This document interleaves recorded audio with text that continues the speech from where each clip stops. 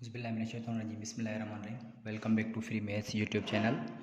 आज हम इस वीडियो लेक्चर में एक्सरसाइज 9.5 को डिस्कस करेंगे, जिसमें कि ये रिलेटेड है इंटर की मैथमेटिक्स बुक है, उसमें से हाइपरबोला के ऊपर रिलेटेड है। तो सबसे पहले मैं क्या करूँगा कि इंट्रोडक्शन टू हाइपरबोला, सबसे पहले आप समझ जाएँ कि हाइपरबोला है क्या, उसको थोड़ा डिस्कस करेंगे। तो यहाँ पर मैं लिखता हूँ कि इंट्रोडक्शन। सबसे पहले समझना लाजमी है कि हाइपरबोला है क्या, सबसे पहले। ठीक है, तो सबसे पहले हमारे पास क्या है कि इंट्रोडक्शन में हाइपरबोला बनता कैसे है और उसके कौन कौन से जो है ना पॉइंट्स हैं, डिस्कस किस में करेंगे हम। तो ये सब कुछ जो है ना आज हम इसमें डिस्कस करेंगे। तो सबसे पहले यहाँ पे हाइपरबोला कैसे बनता है कि ये हमारे पास एक वाई एक्सिस और एक्स एक्सिस की लाइन होती है, जैसा कि मैं यहाँ पे बनाने की कोशिश कर रहा हूँ। मिसाल के तौर पे मैंने ये वाई एक्सिस है यहाँ पे, तो ये वाई नेगेटिव हो जाएगा और यहाँ से ये वाई पॉजिटिव हो जाएगा। और यहाँ से मैं क्या कर रहा हूँ कि बीच में से एक लाइन फिर से जो है ना अलॉन्ग एक्स एक्सिस के ऊपर, यहाँ पे आपके पास क्या है, ये एक्स एक्सिस है और यहाँ पे अच्छा इस तरफ आपके पास पॉजिटिव और इस तरफ आपके पास नेगेटिव एक्स एक्सिस और यहाँ पे ओरिजिन होता है। तो अब यहाँ पे हाइपरबोला कैसे बनेगा। एलिप्स और हाइपरबोला में थोड़ा सा फ़र्क है कि यहाँ पे आपके पास क्या होता है कि सेंटर है, सेंटर आपके पास सी जो होता है वो हम क्या करते हैं कि 0,0 के ऊपर है। तो अब यहाँ पे मैं अगर यहाँ सेंटर से लेकर यहाँ तक एक पॉइंट चल रहा हूँ, यहाँ पे इसका नाम दे देता हूँ मैं ए। ठीक है, तो इस तरफ मैं अगर जाऊँगा तो यहाँ से लेकर यहाँ तक मैं इसका ए डैश का नाम दे दूँगा, यहाँ ए डैश है मेरा। अच्छा, सपोज़ करते हैं कि यहाँ से लेकर यहाँ तक जो है ना ए की लेंथ है, यहाँ से लेकर यहाँ ए है और यहाँ से लेकर यहाँ ए है। तो ये पॉइंट्स कौन से हो जाएंगे आपके पास, यहाँ से आपके पास पॉइंट्स हो जाएंगे A,0 मतलब अलॉन्ग एक्स एक्सिस है। और मैं यहाँ पे एक पॉइंट्स कौन से दे दूँगा, मैं यहाँ पे लिखूँगा -A,0। अब ये देखें कि एलिप्स और हाइपरबोला में फ़र्क क्या होता है कि आपके पास जो एलिप्स बनता है वो थोड़ा सा क्या बनता है कि ऐसे बनता है, ठीक है। लेकिन अलॉन्ग अगर मैं हाइपरबोला की बात करूँगा तो ऐसे खुलता जाएगा, सही है, ऐसे इस तरफ। तो अब यहाँ पे क्या होगा कि मैं इसको ऊपर की तरफ खोल लेता हूँ और यहाँ से इसको नीचे की तरफ ऐसे। अच्छा, फिर यहाँ पे क्या करूँगा, मैं इसको ऊपर की तरफ खींच लेता हूँ और यहाँ से लेकर फिर नीचे की तरफ खींच लेता हूँ। तो ये यहाँ इस तरफ इस तरह का जो भी डायग्राम होगा ये आप समझ जाएँ कि ये हाइपरबोला है। ठीक है, यहाँ तक तो ये आपको बात समझ में आ गई होगी। अब ये सेंटर 0,0 मतलब ये ओरिजिन के ऊपर है। अच्छा, फिर हम क्या करेंगे कि मिसाल के तौर पे मैं अगर यहाँ से लेकर फिर इस तरफ एक पॉइंट बना रहा हूँ, इसको मैं फोकस का नाम देता हूँ, मिसाल के तौर पे फोकस है। ठीक है, तो यहाँ पे आपके पास फोकस जो होगा वो कौन सा हो जाएगा, लेट सपोज कि यहाँ से लेकर यहाँ तक सी है, तो यहाँ पे हो जाएगा C,0 और यहाँ से लेकर फिर यहाँ पे जितना डिस्टेंस यहाँ पे होगा उतनी डिस्टेंस इस तरफ होगा। यहाँ से मैं इसको F डैश का नाम दे देता हूँ क्योंकि नेगेटिव है, -C,0 का नाम दे देता हूँ, सही है। तो अब यहाँ पे हम डिस्कस करेंगे, ये तो पॉइंट्स हो गए आपके। अच्छा, ये वाली जो लाइन होती है एक्स एक्सिस, जिसके ऊपर ये क्या बन रहा है, अलॉन्ग एक्स एक्सिस बन रहा है, ये याद कर ले। मैं यहाँ पे लिख देता हूँ कि ये क्या है, अलॉन्ग एक्स एक्सिस है। तो एक्स एक्सिस के ऊपर है, तो जिस एक्सिस के ऊपर ये लाइन बन रही है, ये पैराबोला हाइपरबोला सॉरी बन रहा है, उसको हम क्या कहते हैं कि ये आपके पास यहाँ से लेकर जो फोकस में से लाइन गुजरती जाए, इसको हम क्या कहते हैं कि ये आपके पास है। मैं यहाँ पे इसका नाम दे देता हूँ, ये है आपके पास ट्रांसवर्स एक्सिस है, ये ट्रांसवर्स और ये एक्सिस। अच्छा, फिर इसी ट्रांसवर्स के ऊपर एक परपेंडिकुलर लाइन बन रही है जो कि यहाँ से लेकर यहाँ तक है। मैं यहाँ पे इसको थोड़ा, ठीक है, तो इसको हम क्या कहते हैं कि ये जो लाइन होती है, फिर इसको हम कहते हैं कि ये आपके पास एक कॉन्जुगेट एक्सिस, सही है। इसको क्या कहते हैं, कॉन्जुगेट एक्सिस। सबसे पहले ये आप समझ जाएं और फिर हम इसके कंपोनेंट्स जो उसके ऊपर हम डिस्कस करेंगे। तो सबसे पहले याद कर लें, मैं अलॉन्ग एक्स एक्सिस बना रहा हूँ। तो अब मैं सबसे पहले कि हमारे पास इसमें पॉइंट्स कौन से होंगे, मैं यहाँ पे नंबर 1 लिख रहा हूँ कि सबसे पहले हमारे पास क्या होंगे कि एक वर्टेक्स होगा, लेकिन यहाँ पे 2 वर्टेक्स हैं, ये जिसके ऊपर ये हाइपरबोला बन रहा है। तो इसको हम जो मैं यहाँ पे लिख देता हूँ कि वर्टेक्स, लेकिन ये वर्टाइसेस हो जाएंगे क्योंकि 2 हैं। वर्टाइसेस आपका एक तो बनेगा ए और दूसरा क्या बनेगा, ए डैश बनेगा, सही है। और इसकी इक्वेशन भी साथ साथ में बनाता जाता हूँ। तो इसकी इक्वेशन जो बनेगी अब कौन सी बन जाएगी, वर्टेक्स की जो इक्वेशन बनेगी, वर्टाइसिस की इक्वेशन आपके पास ये जो बन जाएगी वो आपके पास होगा, वर्टेक्स क्या है, यहाँ से लेकर यहाँ तक ए और यहाँ से लेकर यहाँ तक ए, तो ये कितने हो जाएंगे, 2a हो जाएंगे। तो मैं यहाँ पे लिखूँगा इसका, ये इक्वेशन इसकी बन रही है 2a, मैं यहाँ पे इसको इक्वेशन की तरफ लिख देता हूँ, ठीक है। और उसके बाद फिर ये जो 2 पॉइंट यहाँ पे फिक्स्ड हैं, जैसे फोकस हैं, तो इसको जब 2 हैं तो इसको आप जिस तरीके से पढ़ना चाहें, इसको फोकी भी पढ़ सकते हैं, उसमें फोसाई भी पढ़ते हैं, लेकिन जो आपको आसान लगे उस तरीके से समझना है बस, और कुछ नहीं करना। एफ डैश और एफ जो है आपके क्या है, फोकी है। मैं फोकी नाम ले रहा हूँ इसका। यहाँ से लेकर यहाँ तक कितना डिस्टेंस है, सी। यहाँ से लेकर यहाँ तक कितना डिस्टेंस है, सी है। तो इसका मतलब इसकी फोकस की जो इक्वेशन बन जाएगी, मैं यहाँ पे लिख देता हूँ, इक्वेशन ऑफ फोकस, वो आपके पास ये क्या बन जाएगी, 2c बन जाएगी। सही है यहाँ तक। उसके बाद हमारे पास क्या हो जाएंगे कि आपके पास सेंटर है। अब थर्ड चीज़ इसमें कौन सी है कि सेंटर है, और सेंटर आपके पास क्या है, 0,0। ठीक है, यहाँ तक हो गया, इसमें सेंटर भी हो गया। इसके बाद फिर हमारे पास क्या है कि दूसरे आपके पास लेटस रेक्टम होता है। तो लेटस रेक्टम आपके पास क्या होता है, ये सेम 2b² और इसका हम क्या लेते हैं, मॉड लेते हैं। तो ये आपके पास लेटस रेक्टम हो गया।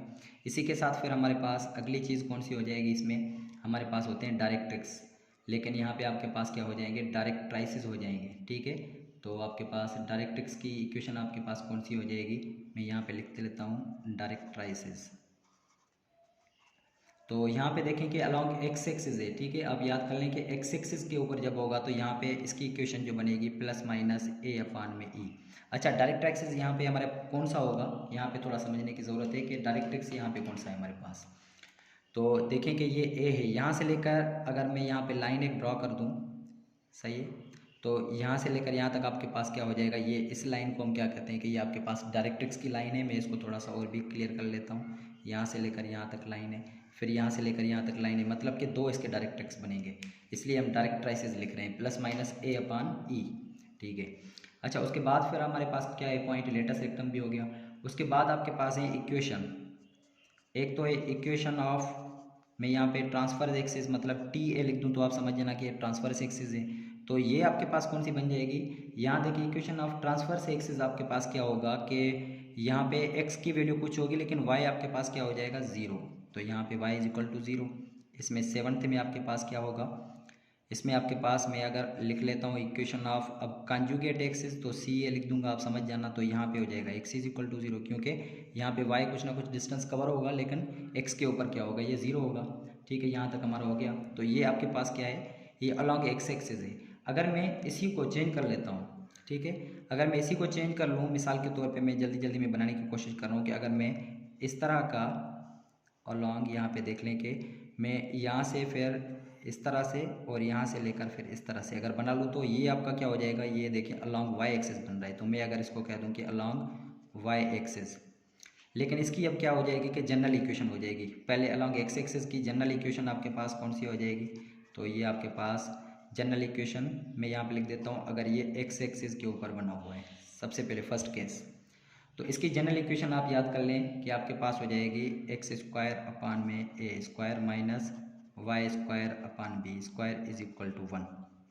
इसमें और एक रिलेशन है ABC के दरमियान, जो A B और C हमने लिए हैं, तो इसके बीच में जो रिलेशन है वो सेम हो जाएगा, B² = C² - A², तो सेम हो जाएगा। अच्छा, अब मैं यहाँ पे इसको बना लेता हूँ कि अलॉन्ग y एक्सिस है, ठीक है।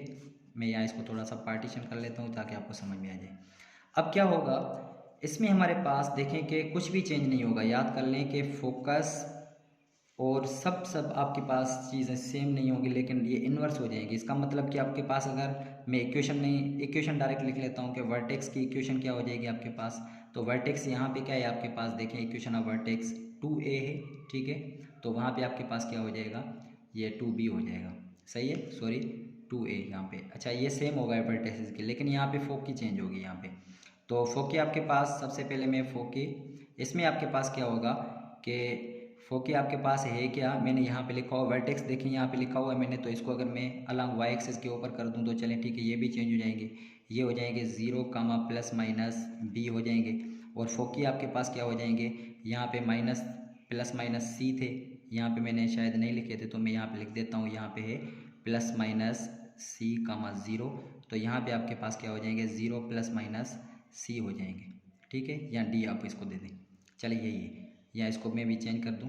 अच्छा, उसके बाद फिर आपके पास क्या है कि इसमें आपके पास फोकी हो जाएगा। उसके बाद आपके पास क्या हो जाएगा कि वर्टेक्स मैंने लिख लिया है, वर्टेक्स आप इसको ऐसे भी लिख सकते हैं 0 ± a और फोकी 0 ± c। और डायरेक्ट्रिक्स की इक्वेशन आपके पास कौन सी हो जाएगी। मैं यहाँ पे डायरेक्ट्राइसिस लिख रहा हूँ। डायरेक्ट्राइसिस अलग किसके ऊपर है, वाई एक्सिस के ऊपर है, तो यहाँ पे y is equal to plus minus A upon E हो जाएगा।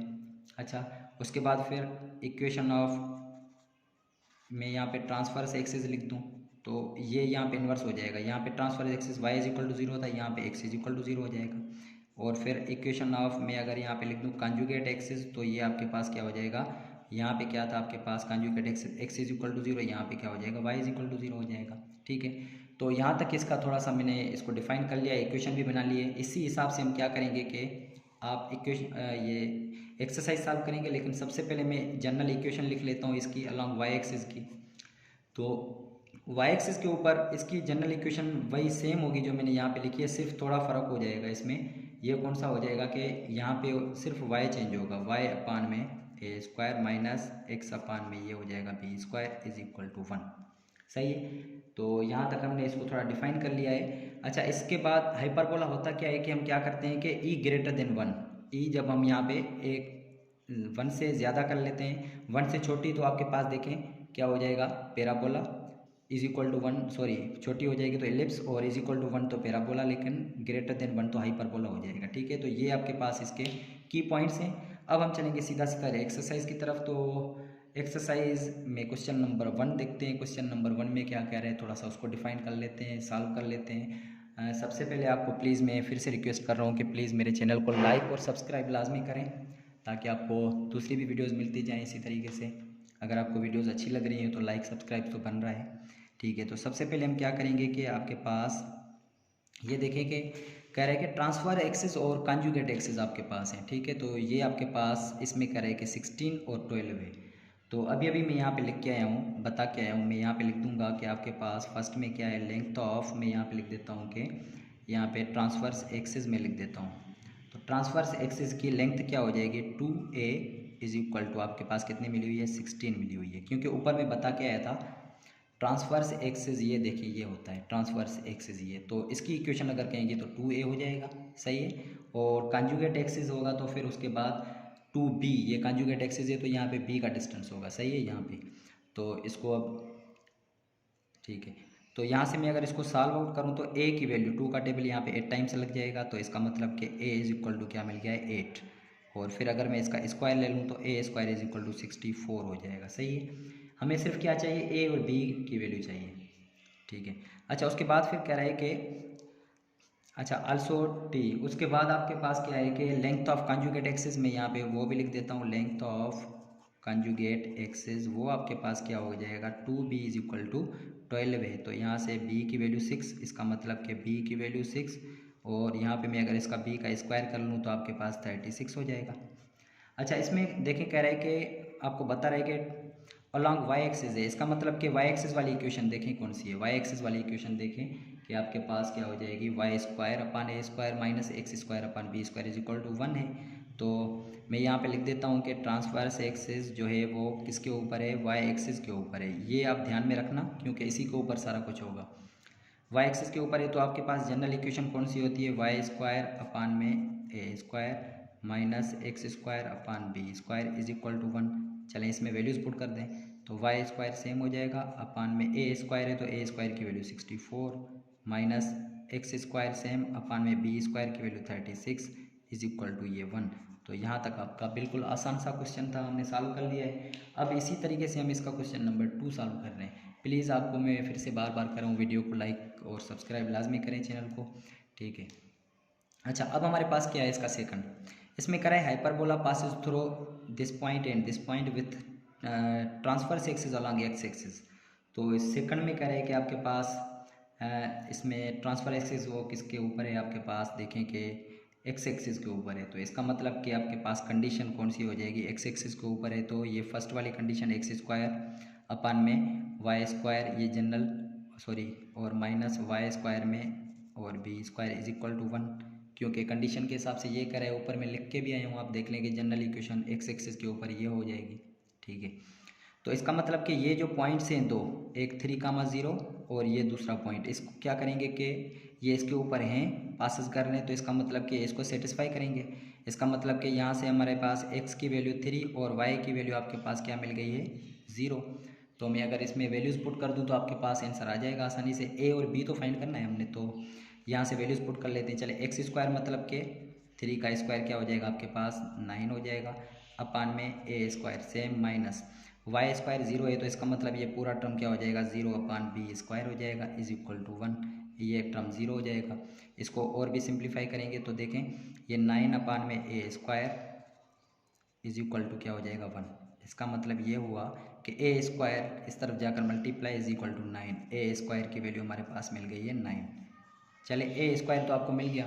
अब इसी तरीके से हम अब क्या करेंगे कि हमारे पास बी स्क्वायर की वैल्यू फाइंड करनी है। तो देखें ये ए की वैल्यू जो है ए स्क्वायर की वैल्यू, ठीक है, और दूसरी आपके पास कौन सी वैल्यूज़ हैं, ये वैल्यूज़ हैं। ये अगर मैं इसमें पुट कर दूँ इक्वेशन नंबर 1 में तो फिर आपके पास क्या हो जाएगा कि आपको आसानी से ये क्या हो जाएगा कि बी की वैल्यू मिल जाएगी। सही है, तो चलें इसके ऊपर पुट कर लेते हैं, इसमें वैल्यूज़ देखते हैं। अच्छा, तो अब ये देखें कि ए एक्स की वैल्यू ये है, ए स्क्वायर की ये, तो ये हम किस में पुट करेंगे। आपके पास ये इक्वेशन थी, तो इक्वेशन कौन सी थी मैं यहाँ पे फिर से लिख देता हूँ। ये एक्स स्क्वायर अपान में ए square minus Y square upon में B square is equal to 1। यहाँ पे इसमें वैल्यू पुट कर देंगे, क्यों, क्योंकि हमें क्या चाहिए कि बी की वैल्यू चाहिए। चले मैं यहाँ पे पुट कर देता हूँ, फिर इसमें इक्वेशन में पुट कर देंगे। तो देखें, सॉरी यहाँ पे थोड़ा सा ये ब्लर हो रहा है, ठीक है। तो अब यहाँ से मैं क्या करूँगा कि इसमें वैल्यूज़ पुट कर दूँगा। तो यहाँ पे पहले एक्स स्क्वायर है, तो यहाँ पे एक्स स्क्वायर हो जाएगा सबसे पहले। चलिए अब यहाँ पे इसकी वैल्यू पुट कर देते हैं। तो यहाँ पे एक्स स्क्वायर देखें, एक्स स्क्वायर मतलब कि ये 3 और √17 अपान में 4 इसका होल स्क्वायर कर देंगे, और अपान में आपके पास देखें क्या है ए स्क्वायर है। तो ए स्क्वायर का मतलब कि ए के ऊपर जो हमारा स्क्वायर होगा तो उसको स्क्वायर कर देंगे हम। ए की वैल्यू आपके पास क्या है 9, तो 9 का स्क्वायर आप करेंगे तो ये सॉरी ए का स्क्वायर ही बना हुआ है 9 माइनस वाई स्क्वायर, तो वाई का 1 अपान में बी स्क्वायर फाइंड करना है इज इक्वल टू 1। चलें ठीक है, इसको अब क्या करेंगे, इसका स्क्वायर करेंगे तो आपके पास ये हो जाएगा 9 और अंडर रूट ख़त्म हो जाएगा 17, और अपान में आपके पास 4 का 16 हो जाएगा। ये 9 ऊपर जाकर ये मल्टीप्लाई करेगा, ये हो जाएगा 1 अपान बी स्क्वायर। तो यहाँ से 9 9 कैंसिल आउट, 17 अपान 16 हो गया इज इक्वल टू ये किसके बराबर है 1 के बराबर।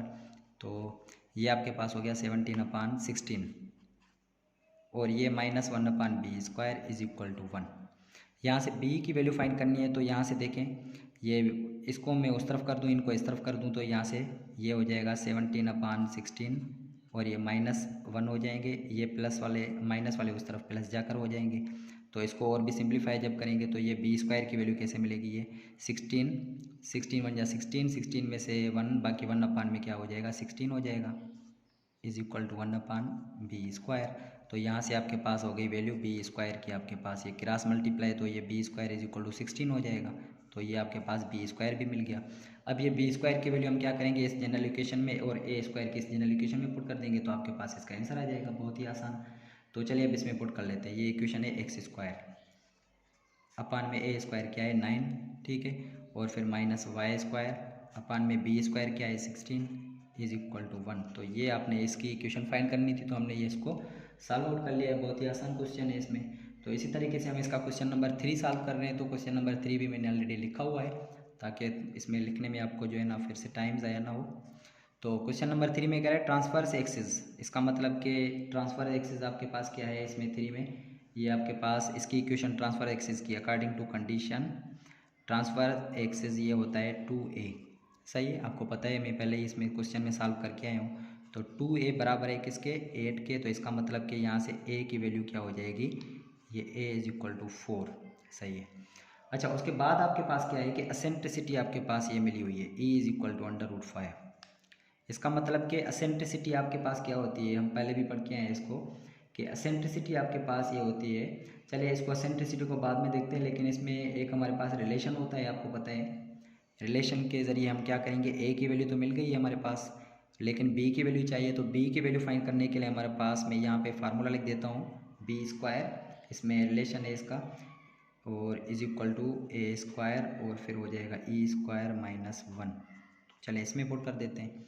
तो b square is equal to a square का मतलब कि 16 हो जाएगा, और ई का स्क्वायर मतलब कि अंडर रूट खत्म हो जाएगा 5 -1 हो जाएगा। तो चलिए बी को फाइंड आउट कर रहे हैं। तो b square is equal to यहाँ से 4 और 4 16 64 हो जाएगा, बी स्क्वायर फाइंड हो गया। तो अब हम क्या करेंगे कि b की वैल्यू और b स्क्वायर a स्क्वायर की वैल्यू हम क्या करेंगे कि इसमें पुट कर देंगे। लेकिन कह रहे हैं अलॉन्ग y एक्सिस है, तो y एक्सिस का मतलब ये होता है कि आप क्या करेंगे इसमें, ये y एक्सिस की इक्वेशन ये आपके पास क्या हो जाएगी, वाई स्क्वायर अपान ए square minus x square upon में B square is equal to 1। चले इसमें पुट कर देते हैं इसको, तो वाई स्क्वायर सेम अपान में ए स्क्वायर कितना हो जाएगा 16 हो जाएगा, और minus x square same upon में बी स्क्वायर कितना है 64 इज इक्वल टू 1। तो यहाँ तक इसका क्वेश्चन नंबर 3 भी सॉल्व आउट हो गया। अब इसी तरीके से हम क्या करेंगे, क्वेश्चन नंबर 4 को सॉल्व कर रहे हैं। तो 4 भी मैंने ऑलरेडी लिखा हुआ है, तो 4 को हम जब देखेंगे सॉल्व करेंगे तो आपके पास बहुत ही आसान है 4 भी। चलो मैं इसको जूम करके देख लूँ अगर सही लग रहा है तो ठीक है। तो इसमें जूम कर लिया है मैंने, तो ये शायद मुझे सही लग रहा है, ठीक है। तो अब सॉल्व करेंगे तो आपके पास मैं यहाँ पे लिख देता हूँ अकॉर्डिंग टू कंडीशन। कंडीशन में कह रहा है ट्रांसफ़र एक्सिस जो है वो आपके पास अलॉन्ग एक्स एक्सिस है, इसका मतलब कि उसके बाद लेटस रेक्टम आपके पास क्या मिला हुआ है 10 मिला हुआ है, और लेटस रेक्टम में ऑलरेडी आपको बता के आया हूँ कि इसकी इक्वेशन क्या होती है 2b स्क्वायर अपान में a इज इक्वल टू 10 मिला हुआ है। 2 यहाँ से इस तरफ टेबल लगेगा तो यहाँ से a इस तरफ मल्टीप्लाई 5 टाइम्स हो जाएगा, तो 5 के साथ मल्टीप्लाई, इसका मतलब कि b square is equal to क्या हो जाएगा 5a हो जाएगा। यहाँ तक तो आपके पास ये इक्वेशन बन गई है। चलें इसको इक्वेशन नंबर मैं 1 दे देता हूँ, ठीक है। उसके बाद अब मेरे पास क्या होगा कि ये इक्वेशन नंबर 1 है, तो अब आगे क्या है कि हमने क्या फाइंड करना है, एसेंट्रिसिटी मिली हुई है। एसेंट्रिसिटी आपके पास क्या मिली हुई है, ये है 3/2। और मैं यहाँ पे लिख लूँ कि एसेंट्रिसिटी आपके पास क्या बराबर होती है, हम पीछे भी पढ़ के आए c/a के बराबर, c/a इसकी जगह पे रख लूँ इज इक्वल टू क्या हो जाएगा 3/2। तो जब इसमें से अगर मैं c की वैल्यू फाइंड आउट करना चाहूँ तो ये a इस तरफ डिवाइड उस तरफ मल्टीप्लाई हो जाएगा, इसका मतलब कि 3a अपान में आपके पास क्या हो जाएगा 2 हो जाएगा। यहाँ तक c की वैल्यू हो गई। अच्छा, इसको मैं एक इक्वेशन नंबर 2 दे देता हूँ यहाँ पे। उसके बाद मैं क्या करूँगा इसको कि यहाँ से इसको सॉल्व करने के लिए b की वैल्यू फाइंड करने के लिए, देखिए c भी है आपके पास, सही है। तो b की वैल्यू फाइंड करने के लिए एक हमारे पास फार्मूला होता है b स्क्वायर, मैं यहाँ पे लिख लेता हूँ b square is equal to c square minus a square. चले इसमें b स्क्वायर आपके पास फाइंड किया हुआ है 5a है, is equal to c square क्या हो जाएगा 3a अपान 2 का स्क्वायर कर लें तो ये हो जाएगा 9a स्क्वायर अपान में 4 हो जाएगा, ठीक है। और फिर माइनस a स्क्वायर, तो a की वैल्यू क्या है, देखें a की वैल्यू कहाँ से फाइंड होगी, हमारे पास a की वैल्यू नहीं है, तो a स्क्वायर सेम रखेंगे क्योंकि a स्क्वायर फाइंड करना चाह रहे हैं हम। तो अब इसको सॉल्व करेंगे तो ये हो जाएगा, एलसीएम इस तरफ लेंगे 1, तो यहाँ पे हो जाएगा 5a is equal to LCM 4 कट जाएंगे 9a square minus 4a square हो जाएंगे, ठीक है। 20 हो जाएंगे यहाँ पे क्योंकि उस तरफ डिवाइड कर रहा है, तो 20a इज इक्वल टू यहाँ से कितने बच जाएंगे 5a स्क्वायर हो जाएंगे। यहाँ से मैं टेबल लगा लूँ 5 का 4 टाइम्स a का, यहाँ पे a का स्क्वायर कैंसिल कर दूँ, इसका मतलब कि a की वैल्यू हमारे पास क्या हो गई है 4 मिल गई है। चले a भी मिल गया आपको, तो a स्क्वायर आपको मिल जाएगा आसानी से, इसका स्क्वायर कर दिए तो 16, a स्क्वायर भी मिल गया। अब a स्क्वायर की वैल्यू या a की वैल्यू आप क्या करेंगे, किस में पुट करेंगे, ये देखें इसमें तो b स्क्वायर की वैल्यू, चले मैं इसमें पुट कर लेता हूँ, पुट इन इक्वेशन नंबर 1 क्या है b स्क्वायर, तो यहाँ से b square is equal to 5a square नहीं रखना, a की वैल्यू रखनी है, तो ये हो जाएगा 20। तो b स्क्वायर भी फाइंड हो गया आपके पास 20। अब हम क्या करेंगे कि इसमें इक्वेशन में अलॉन्ग एक्स एक्सिस कह रहे हैं, देखें तो एक्स एक्सिस के लिए कंडीशन क्या है कि आपके पास ये इक्वेशन है x square upon A square minus Y square upon B square is equal to 1। तो चलें इसमें पुट कर देते हैं एक्स स्क्वायर सेम अपान में ए स्क्वायर, तो ए स्क्वायर आपने क्या फाइंड किया है 16 माइनस वाई स्क्वायर है तो वाई स्क्वायर सेम अपान में बी स्क्वायर क्या फाइंड किया है आपने अभी भी 20 इज इक्वल टू 1। इसको ज़्यादा और भी अगर सिंप्लीफाई करना चाहें तो कर सकते हैं एलसीएम लेकर, लेकिन यहाँ तक आपका आंसर भी सही है क्योंकि हमें जनरल फॉर्म में इसका ये आंसर चाहिए। तो यहाँ तक हमने इसको सॉल्व कर लिया है। अब हम चलेंगे इंशाल्लाह क्वेश्चन नंबर 5 की तरफ, तो उसको मैं लिख लेता हूँ क्या कह रहे हैं।